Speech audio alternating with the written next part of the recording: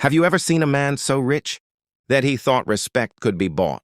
Well, this billionaire was about to learn what real worth looks like. It all started one rainy morning outside the courthouse. A humble bus driver named Ethan Miller, around 45, walked in, clothes slightly damp, his hands rough from years on the wheel. He was here because a billionaire, Charles Denton, had sued him over a minor fender bender that barely scratched Charles's luxury car. Inside the courtroom, Charles sat with his diamond watch gleaming under the lights.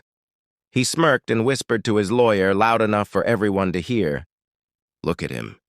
The man probably can't even spell lawsuit." Ethan stayed silent.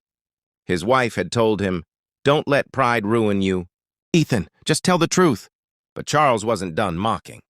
When the judge, a calm and sharp-eyed woman in her 50s, asked him to speak, Charles sneered, "Your Honor, I don't know why we're even here. My time is worth millions. His? A bus ticket." The room went quiet. Even the judge's pen stopped moving. Then Ethan finally spoke, voice soft but steady. "Your Honor, I drive that bus every day to take people like him to work.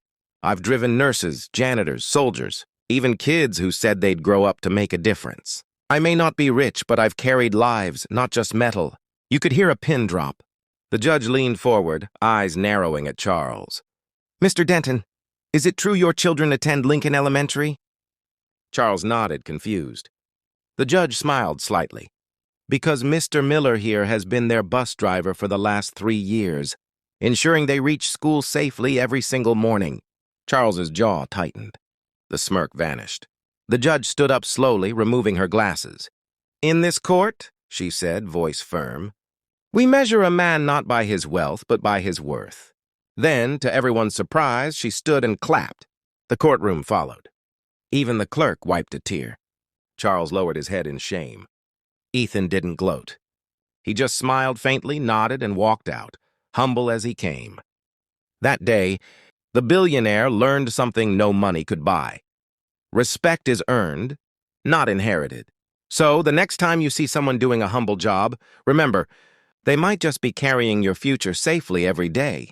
If you believe every job deserves respect, don't forget to like, subscribe, and share this story with someone who needs a little reminder.